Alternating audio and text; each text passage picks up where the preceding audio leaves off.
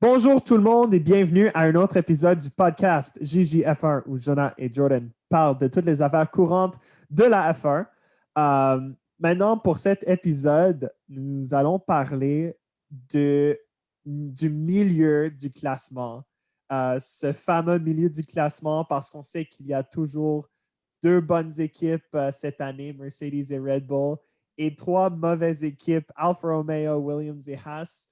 Et on va parler de tout ce qui est au milieu parce que vu qu'on n'a pas un championnat trop compétitif cette année, euh, le milieu du classement va être vraiment intéressant. Alors, Jordan, je veux savoir comment est-ce que tu sens maintenant qu'on va parler du milieu du classement, le midfield en anglais. Euh, on sait que c'est vraiment le plus important ou la bataille la plus intéressante dans le championnat. Ouais, ben, tous les années, on sait que Red Bull et Mercedes sont vraiment les compétiteurs, celui qui sont vraiment considérés pour remporter le championnat à la fin de l'année. C'est vraiment Lewis Hamilton qui l'a remporté ces 7 dernières années, mais c'est seulement l'écurie Red Bull et Max Verstappen qui vraiment donnent Lewis Hamilton une vraie bataille. Et à chaque entrevue qu'on regarde, tout le monde dit, les reporters, les pilotes eux-mêmes, ils disent toujours que le milieu du classement, c'est toujours l'endroit où la bataille est le plus haut, la compétition est le plus élevée et c'est toujours serré. Les voitures, McLaren, on va considérer McLaren, on va considérer Ferrari, on va considérer euh, Aston Martin, Alpine et AlphaTauri. Eux, ils bataillent tout le temps pour les positions de 10 à 5 et c'est vraiment serré entre eux. On ne sait jamais où ils vont être à la fin de la course. Et le classement avec ces équipes-là est toujours aléatoire. On ne sait jamais qu'est-ce qui va se passer. Et maintenant, c'est à nous, à moi et Jonah, de prédire qui on pense qui va être le meilleur du milieu du classement et qui va être l'équipe le plus pire qui va terminer en bas du milieu du classement. Comme Jonah vous a expliqué, on ne va pas inclure les équipes de Williams, Haas et Alfa Romeo parce que en 2020, ils n'ont pas eu autant de points que les équipes au milieu du classement. Ils n'étaient pas assez compétitifs. Je pense que Alfa Romeo a eu 3 points, Haas a aussi eu 3 ou 4 points avec leur, euh, leur performance en Hongrie. Alors, ouais, on va juste prédire qu'est-ce qui va se passer au milieu du classement parce que c'est là où c'est le plus serré. Jonah, Je suis content avant qu'on va déjà dans ce qui, je pense, va être le pire ou le meilleur. Je suis content que tu as parlé des places de 5 à 10 dans toutes les courses parce qu'on enregistre maintenant entre Barcelone et Monaco. Puis en Barcelone, il y avait une grosse bataille pour la 10e place dans une course avec Lance Stroll, Pierre Gasly, Fernando Alonso, Sebastian Vettel à un moment. Et c'était ouais, tout ça pour un point au championnat. Alors, on peut voir que c'est vraiment si intéressant. ouais, et c'est vraiment serré. Les pilotes eux-mêmes, avec toute l'information qu'ils ont, tout, les informations qu'ils ont de leur ingénieur et tout, eux, ils ne savent même pas qu'est-ce qui peut se passer dans le milieu du classement. Mais, Jonah, qu'est-ce que toi, tu penses qui va passer au milieu du classement? Qui va être ben, est-ce qu'on va commencer par le meilleur ou le plus pire? Je pense qu'on Je va pense qu'on commencer devrait avec le commencer pire. exactement. Alors, Jonah, qui tu penses va être le plus pire du milieu du classement? Je ne pense pas que ça te surprendrait, mais j'ai mis AlphaTauri dans le pire parce que, regarde, je pense que cette année, AlphaTauri a fait beaucoup de gains en qualification. Euh, Surtout le fait qu'ils ont pris beaucoup de leurs voitures des anciennes parties de la voiture de Red Bull de l'année 2020. Euh, et en plus que leur moteur de Honda est considéré comme le deuxième meilleur moteur euh, dans le classement cette année. Je vois qu'ils ont fait beaucoup, beaucoup d'efforts. Mais je pense une des raisons principales de pourquoi ils étaient si hauts l'année dernière, c'était grâce à la victoire de Pierre Gasly. Ils ont eu, je pense que c'était 106 points, 110 points, puis 25 de ces points-là étaient de Pierre Gasly à Monza. Alors, oui, cette victoire, ça montre beaucoup. Et aussi que ce n'est pas une équipe si expérimentée que ça. Euh, je vais dire que Pierre Gasly, oui, il a mérité cette victoire à Monza, mais il est accompagné par Yuki Tsunoda, où, soyons réalistes, cette année, c'est vraiment une année formatrice pour lui. Et je pense que si on met les deux ensemble, ça sera une combinaison qui pourrait marcher dans l'avenir, mais je ne pense pas que ça marchera cette année-ci. Et c'est pour ça que je les mets en bas. Je suis d'accord avec quelques de tes points, mais malheureusement, je n'ai pas mis AlphaTauri comme l'équipe le plus pire du milieu du Alors, pose-moi classement. des questions. Pose-moi des questions, je suis là. Mais je vais te poser la question. Pierre Gasly a démontré, pas seulement à Monza, mais aussi au Brésil, qu'il est vraiment un conducteur, un pilote qui peut prendre cette voiture et le mettre dans des positions où ce n'est pas mérité pour AlphaTauri. On a vu quand il a qualifié cinquième en Italie, à Imola. On a vu quand il a qualifié dans le top 10 à Bahreïn. Est-ce que tu penses que AlphaTauri et spécifiquement plus Pierre Gasly ne pourra pas être capable de convertir ses positions dans le top 10 à des points plus souvent? Je, je pense que avec tout ça, AlphaTauri a aussi de la mauvaise chance. On ne va pas le cacher dans les dernières. Ben, ça fait 4 courses déjà qu'on a fait en 2021. On enregistre ça entre le Grand Prix de l'Espagne et Monaco. Euh, L'équipe a été vraiment pas chanceuse du tout. Euh, on avait Yuki Tsunoda qui avait de la difficulté en qualification à Imola. Euh, Pierre Gasly était dans une collision à Bahreïn. Euh, oui, quand Avec tout Ricardo marche, oui, c'est ça. Mais quand tout marche bien, ça va être possible vraiment pour Pierre d'avoir plus de points. Peut-être de terminer en cinquième, par exemple. Mais si on compare la vitesse de course de toutes les autres voitures qui sont autour de lui, par exemple de Red Bull, qui est supposé d'être la, la meilleure équipe d'AlphaTauri, euh, Ferrari qui est propulsé par un moteur et c'est tout. Euh, je pense que ce serait beaucoup plus difficile cette année pour Pierre de garder ses places qu'il a fait en qualification. Ben moi, je pense le contraire. Moi, je pense que ces 4 premières courses étaient vraiment la mauvaise chance pour AlphaTauri.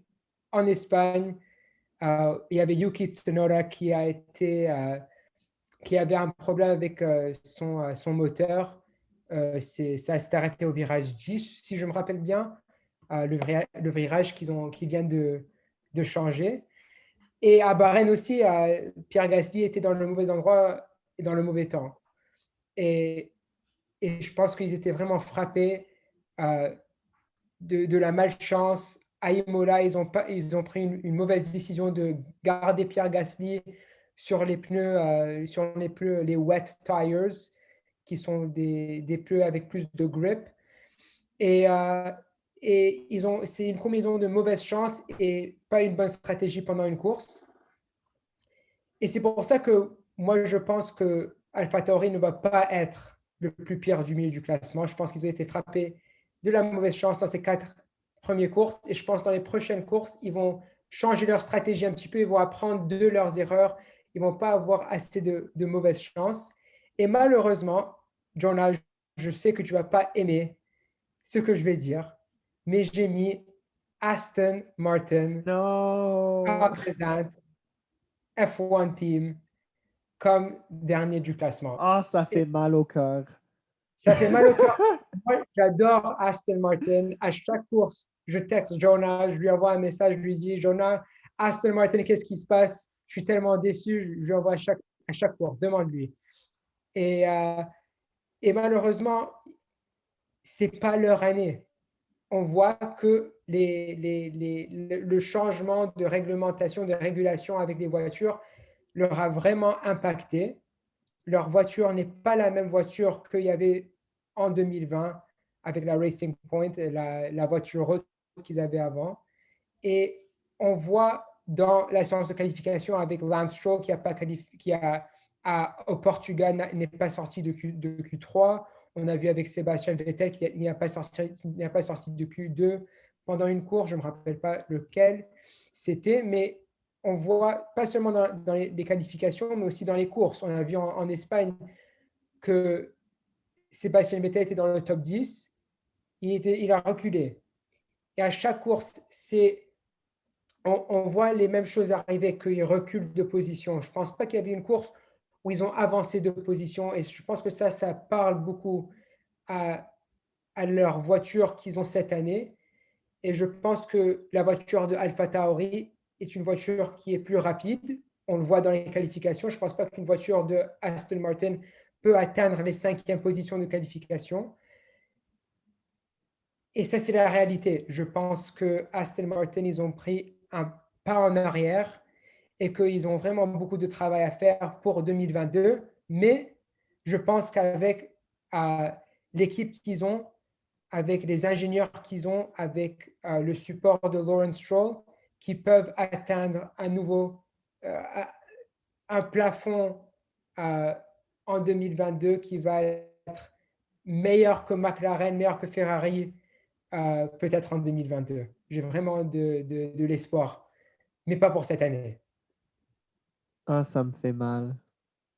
Ah, ça me fait mal. Je Mais sais, non, mais non, mais c'est je la comprends. réalité. Mais ce qui est aussi un petit peu triste avec ça, c'est ils ont notre pilote préféré, Lance Stroll. Ils ont un champion 4 fois, Sebastian Vettel. Ils ont le meilleur moteur, celui de Mercedes. Et en plus, la voiture est une variation, c'est un changement de celui de 2020 qu'on appelait le Mercedes Rose. Alors, tu penserais qu'avec toute cette formule-là, de toutes des bonnes choses, avec l'investissement de Lawrence Stroll, avec le nouveau rebrand de Aston Martin, qu'il serait prêt pour avoir du succès immédiatement. Et ça n'arrive pas. Et ça me fait tellement mal Vraiment de décevant. voir parce que je veux qu'ils aient du succès, vraiment. Ouais, on a vu aussi, Jonas, c'est intéressant que tu mentionnes la Mercedes Rose parce qu'on a vu à Bahreïn, pendant les tests qu'ils ont fait, les 3 jours de tests, on a vu que Mercedes aussi, ils rentraient dans le trouble là. On a vu Lewis Hamilton il a tourné quelques fois. On a vu que Bottas avait beaucoup de troubles et c'était clair au test que Red Bull était les favoris de l'année.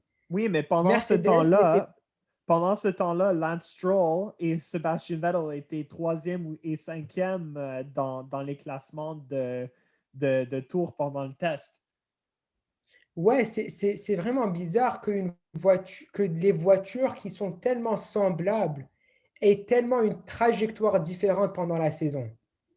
Et, et ça me ferait penser à l'équipe de Aston Martin, comment ça s'est passé.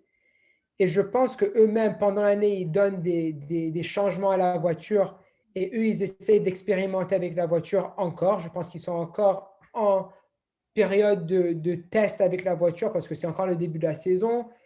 rien n'est établi sérieusement. Leur voiture n'est pas finale en ce moment. Et je pense que ils n'auront pas assez de temps pour assez développer leur voiture pour attraper McLaren, pour attraper Ferrari, pour attraper Alpine. Je pense que c'est vraiment trop pour cette année, même s'ils ont notre pilote préféré, même s'ils ont Sébastien Vettel qui a gagné le championnat du monde 4 fois avec Red Bull. Je pense que c'est un petit peu trop difficile. Je pense que c'est pas réaliste pour cet été. Et on voit dans les qualifications qu'ils ont vraiment le trouble à rentrer les deux voitures en Q1. Et ça parle beaucoup au niveau de la voiture, à la qualité de la voiture. Et c'est malheureux. C'est malheureux. Parce Je que suis d'accord avec toi. je suis triste en le disant, mais c'est la C'est réalité. vraiment triste. Aston Martin, si jamais vous nous écoutez, on t'aime beaucoup. tout ça, tout ça pour dire on t'aime beaucoup. On veut que vous ayez du succès. Peut-être pas cette année, parce que tout le Mais monde a j'ai des vraiment défauts. beaucoup de... Je pense que vraiment, Aston Martin, c'est une équipe qui est vraiment résilient et je pense qu'ils ont le genre de personnel avec qu'est-ce qu'on a vu avec Force India quand ils étaient une équipe hyper petite. On a vu ils étaient vraiment capables d'accomplir beaucoup avec une équipe vraiment petite, avec pas un grand budget. Alors, Jonah, on sait c'est la même équipe. Ils ont le même noyau qu'ils avaient en 2018 en 2018, cette équipe de Force India. Et je pense Exactement, que qui a cette été équipe, placé en ils apprennent administration. exactement. Et vu qu'ils ont cette résilience, je pense qu'ils sont une équipe qui est capable d'apprendre de leurs erreurs. Et je pense qu'ils vont commettre beaucoup d'erreurs cette année pour qu'ils apprennent beaucoup pour 2022. Et j'ai beaucoup d'espoir pour eux en 2022. Je pense même qu'il pourra dépasser McLaren, même Ferrari en 2022. J'ai vraiment beaucoup d'espoir pour eux, mais pas pour cette année. Mais j'aime pas parler des trucs tristes. J'aime parler des trucs positifs. Alors, on va parler maintenant de l'équipe qui, on pense, va être le meilleur du milieu du classement. Ah, Jonah, allez-y. surprise, surprise. OK, j'hésite. Je vais prendre ma décision maintenant parce que j'ai mis les deux un après l'autre, puis c'était vraiment, vraiment difficile pour moi de choisir. Euh, mais je pense que ma logique va être un petit peu farfelue, mais je vais le choisir anyways. Ferrari va battre McLaren pour être le meilleur du milieu du classement. Euh, Laisse-moi expliquer ma logique avant que je reçoive des commentaires de toi ou dans les sections de commentaires dans notre podcast. Regarde, en 2019, on voyait que Ferrari avait beaucoup, beaucoup de difficultés euh, dans la première demi de la saison, notamment avec leur moteur. Et qu'est-ce qui se passe après la pause de l'été? Ils sont en forme. Ils voient que le moteur est vraiment, vraiment bon, qu'il risque à pousser le moteur pour gagner des courses, pour vraiment battre Mercedes euh, pour l'autre demi de la saison en 2019. Il y avait Charles Leclerc qui gagnait 2 fois et Sebastian Vettel qui gagnait 1 fois. Euh, Ouais, il a gagné même à Singapour, qui est c'est ça, il a le gagné à course le plus Singapour. difficile de l'année. Exactement. Et dans ce temps-là, en plus, Charles Leclerc avait 7 positions de tête. Et Ouais. je pense que ça va être un petit peu l'équivalent de ça, mais d'un aspect légal cette fois-ci. Parce on sait qu'en 2019, Ferrari a été coupable d'utiliser un moteur qui n'était pas nécessairement illégal, mais en fait, ils ont utilisé un moteur d'une façon que pour assurer qu'un moteur se déroule bien, puis se déroule au niveau des règlements, l'autorité du sport met en place des sensors pour vérifier. Non, disons par exemple, c'est à chaque demi de seconde, est-ce que le moteur fonctionne au niveau qui correspond au règlement? Mais entre ces demi-secondes, Ferrari poussait leur moteur au max. Alors, ça voulait dire que légalement, au niveau des sensors, ça marchait, mais pendant que les sensors n'étaient pas en train de vérifier si ça correspondait aux règles, ils ne correspondaient pas aux règles. Euh, je ne pense pas que ça va être le cas cette fois-ci. Je pense qu'ils vont avoir beaucoup de modifications à leur voiture. On sait déjà que Charles Leclerc est un homme différent, est un homme qui est prêt à gagner des courses à nouveau. Et je pense qu'après la pause de l'été, Carlos Sainz va vraiment être plus à l'aise avec la voiture. Puis cette facilité avec la voiture, puis ce sentiment d'être à l'aise va vraiment l'aider à pousser non seulement le milieu du classement, mais aussi Charles Leclerc même. On pourrait voir, je ne sais pas au Canada, pas en Turquie parce que les deux ont été annulés, peut-être au Japon, par exemple, que Carlos Sainz va battre Charles Leclerc en qualification ou que ça va être Carlos Sainz qui va avoir le premier podium et pas Charles. On ne sait jamais. Euh, mais je pense qu'après la pause de l'été, comme Ferrari le fait toujours, ils vont faire beaucoup d'améliorations à leur voiture, puis euh, ça va faire qu'ils vont battre McLaren, ils vont battre Aston Martin, ils vont battre Alpine, ils vont être le meilleur du reste. Jonah, vraiment intéressant. Aussi, moi, j'hésitais entre Ferrari et McLaren, mais je vais te demander une question. Et la raison pourquoi j'hésitais entre Ferrari et McLaren, et à la fin, je n'ai pas choisi Ferrari, c'est parce que Carlos Sainz, au Portugal, a qualifié, si je me rappelle bien, cinquième ou sixième, si je C'est me sa rappelle bien, cinquième. mais il a tombé de cette position jusqu'à en bas du top 10. Est-ce que tu penses que Carlos Sainz est capable d'aider Charles Leclerc à pousser cette Ferrari et vraiment le rentrer dans le top 10 d'une façon constante? Je pense qu'il est très, très bien. Il est très, très capable de le faire. Et je t'explique pourquoi. Notamment avec McLaren. Je pense que tu vas parler de McLaren après. Mais l'année dernière, Carlos Sainz était à McLaren. Puis il était partenaire avec Lando Norris. Et on voyait un petit peu un débat de qui était le pilote numéro un dans cette équipe. Et dans les cas où c'était Carlos, notamment à Monza, où il a reçu son podium de deuxième place, euh, il était capable de pousser euh, sa voiture pour l'équipe. Mais dans le cas où, en Autriche, par exemple, euh, Lando Norris a reçu son podium, il a aussi aidé l'équipe. Pareil pour Abu Dhabi l'année dernière où McLaren était en bataille pour être troisième place dans euh, le championnat de constructeurs. Les deux ont fini cinquième et sixième ou sixième et septième, quelque chose comme ça.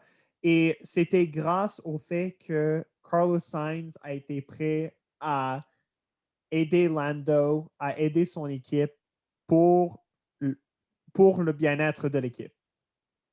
Et en plus, avec le temps, je suis certain que Carlos Sainz va être plus habitué avec la voiture, comme Daniel Ricciardo va s'habituer à la voiture de McLaren, comme Fernando Alonso va s'habituer un petit peu plus à la voiture Alpine, comme Sebastian Vettel va s'habituer à la voiture Aston Martin. Ça vient avec le temps. Euh, mais je suis certain qu'il va y avoir des semaines où Carlos Sainz méritera sa place à Ferrari, puis ça va vraiment démontrer. Je vais juste dire que c'est un bon exemple de mentionner la course d'Abu Dhabi l'année passée parce que c'était vraiment une course qui était cruciale pour le classement du milieu, le milieu du classement, pour déterminer qui va être en haut. Mais à ce moment-là, Carlos Sainz avait 2 années complètes avec McLaren. Il était déjà habitué avec la voiture et c'est pour cette raison-là qu'il était capable de pousser cette voiture et, en conséquence, capable de remporter le troisième du milieu du classement pour McLaren, qui, en fonction de comment la distribution de l'argent marche en Formule 1, ils ont reçu un grand montant d'argent, plus que le quatrième et cinquième position. Euh, mais ouais, il avait déjà 2 ans à McLaren pour conduire une course comme ça.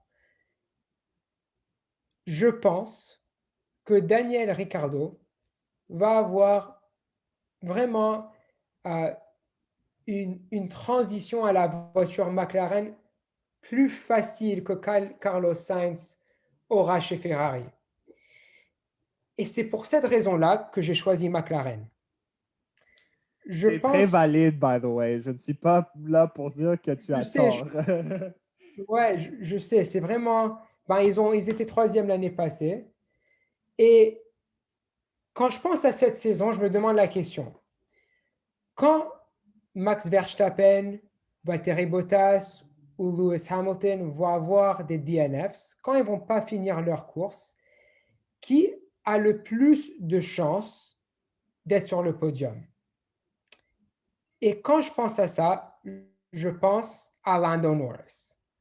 Lando Norris a le plus de chances parmi tous les autres pilotes qui n'est pas dans l'équipe de Red Bull ou de Mercedes d'être sur le podium. Il a déjà prouvé ça à Imola et je pense qu'il va le prouver encore et encore pendant les autres courses de la saison. Et je pense que celui qui est le plus de podiums, en conséquence, leur équipe se trouvera aux troisième position du classement. Et ça, c'est pourquoi j'ai choisi McLaren, si simple que ça. Je pense qu'ils ont les meilleures chances d'avoir un podium autre que l'équipe de Red Bull et Mercedes. Et c'est prouvé, ils ont eu 2 podiums l'année passée. Ils ont déjà un cette année. Il y a 4 courses de 23 courses. Ils ont déjà un.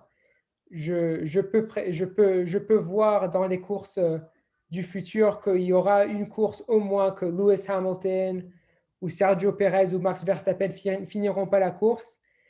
Et je pense que McLaren aura les meilleures chances d'être sur le podium en conséquence. Très, très valide. Très, très, très Ouais, valide. Je te poserai cette question, par contre, juste pour...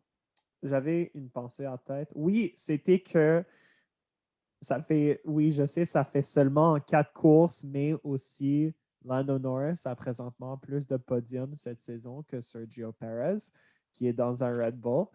Je dis ça, je dis rien. Mais je mais pourrais... Je aussi, pourrais... juste pour dire que Lando Norris, aussi en qualification, montre qu'il est capable de vraiment conduire une voiture de Formule 1. Il vraiment démontre son talent. Il était censé être deuxième position à Imola. Ça a été annulé à cause des limites de piste. Mais vraiment, il montre qu'il a beaucoup de talent et qu'il peut vraiment mettre cette voiture dans les places du podium. Maintenant, je te pose la question. OK? Ça va probablement être une question très, très irréaliste, mais je te le pose quand même parce qu'on a vu l'année dernière qu'il y avait certaines équipes qui ont gagné des courses qu'on ne penserait jamais qui gagneraient des courses, notamment Racing Point et AlphaTauri. Est-ce que tu penses, Jordan, que cette année, c'est l'année où McLaren va finalement gagner une autre course? Et si oui, ça va être qui va le gagner? Ma réponse est simple. Je pense que ça va être Lando Norris. Il sait, il connaît la voiture. Ça fait 3 ans qu'il est dans cette voiture. Il a déjà l'expérience à mettre cette voiture sur le podium. Et je pense que ça va être Lando Norris. Il le mérite le plus. Il est loyal à l'équipe McLaren et je pense que ça va être Lando Norris. Il est jeune. Il, il veut manger, il veut déjà ce podium et je pense que ça va être Lando Norris. Et la réponse à la question, c'est oui, je pense que c'est l'année que McLaren, ils vont montrer qu'ils sont capables et qu'ils sont compétitifs. Je pense que la dernière fois McLaren a gagné une course, c'était en 2012. Alors, pour te donner une idée, ça fait 9 ans déjà, ça fait si longtemps. C'était qui a gagné la course? C'était Jensen Button, si je me rappelle bien. Ah non, Je me rappelle pas, mais non, je de pense. ce que je me rappelle, c'était en 2012. Je vais faire un petit peu de recherche en ce moment, mais en même temps, je vais te poser la question, c'est quelles circonstances penses-tu devraient arriver pour que McLaren arrive à être en première place pendant une course? Ah, c'est vraiment intéressant que tu me poses cette question parce que si tu m'aurais posé la question il y a une semaine, ma réponse serait différente. Hmm. Mais cette semaine, ils ont annoncé qu'il va y avoir 2 courses en Autriche. Et l'année passée, Lando Norris a montré qu'il peut conduire, même si Lewis Hamilton a eu sa pénalité. Il a montré que la voiture McLaren est vraiment forte autour du Red Bull Ring. Mhm. Et je pense que maintenant qu'il y a 2 chances pour McLaren, il y a 2 chances que McLaren a pour montrer que leur voiture est forte, pour montrer qu'ils peuvent gagner une course. Alors, je pense que la circonstance est les 2 courses en Autriche. Ben, Parfait. sont les 2 courses en Autriche. OK, pour confirmer, oui, la dernière fois, c'était en 2012, mais je me rappelle pas, je ne peux pas voir c'était quand la dernière fois qu'ils ont gagné. Mais bon, euh, c'est ça. J'ai très hâte de voir si McLaren va gagner une course, si Ferrari va gagner une course. J'aimerais seulement ça pour voir toute l'équipe chanter l'hymne national italienne parce que soyons francs, Ça fait là, longtemps. Ben, on ça, l'a ça, écouté avec Alpha Tauri, c'est mais ça. Non, mais ça fait chaud au cœur de voir les équipes italiennes qui chantent l'hymne national. C'est quelque chose de spécial, à mon avis. ouais. Euh, Mais Jonah aussi, je veux te relancer la question. Dans quelles circonstances est-ce que tu vois Ferrari gagner une course cette année, si ils peuvent gagner une course? je pense que oui, c'est possible pour Ferrari de gagner une course, mais je pense que les circonstances seraient plus faciles que celui de McLaren. Euh, je pense que Charles Leclerc sera la personne à gagner la course, mais il le gagnera dans des circonstances, je dirais normales. Dans un cas où Lewis Hamilton, Max Verstappen, Valtteri Bottas, ça va pas être deux de ces trois, ça va probablement être un de ces trois qui ne va pas terminer la course, mais les circonstances vont arriver que Charles Leclerc va probablement, on ne sait pas, avoir une position de tête. Puis, il va finalement arriver en première place encore pour la première fois depuis Italie 2019 pour gagner une course. Parce que je pense avec son talent, ça va être beaucoup plus facile pour lui de gagner une course comparé au talent de Lando et de Daniel Ricciardo. Mais je dis pas ça parce que Lando et Daniel sont des mauvais pilotes. C'est complètement le contraire. Mais je dis que les talents de Charles sont plus évidents, puis euh, vont vraiment démontrer que ça serait lui qui méritera de gagner une course sous talent et non sous des circonstances que les autres personnes n'ont pas fini la course. Ouais, je pense que tout le monde peut être d'accord que Ferrari, vraiment maintenant, c'est l'équipe de Charles Leclerc. Mhm. C'est le pilote avec le contrat le plus long dans l'histoire de l'écurie Ferrari. Et je suis d'accord, on a vu vraiment à, à Barcelone, même dans la première partie de la course, qu'il était en avant de Valtteri Bottas pendant, pendant plusieurs, euh, pendant plusieurs minutes. Et on a vu qu'il peut garder cette voiture en avant d'une Mercedes. Et je pense que pour être plus réaliste, je pense que ça devrait être Lewis Hamilton qui ne terminera pas la course pour que Charles Leclerc gagne Ouais, peut je suis gagner. d'accord. Je suis Parce très, très que d'accord. on sait maintenant, présentement, Lewis Hamilton sait conduire cette Mercedes meilleure que Valtteri Bottas. Je suis content que tu l'as Mais, admis finalement. mais je pense que ça va changer. Tu penses que ça va changer? OK. Mais Je ne on pense peut pas du avoir une tout. émission qui est dédiée à ça. Mais pour cette émission, on a terminé. J'espère que Oui, vous avez aimé cette émission du podcast GGF1. Jonah, oui, mot de fin. Merci beaucoup. N'oubliez pas d'aimer notre page de Facebook. Suivez notre page Instagram at the GGF1 podcast. Et on va vous voir à la prochaine épisode. Merci beaucoup. au revoir.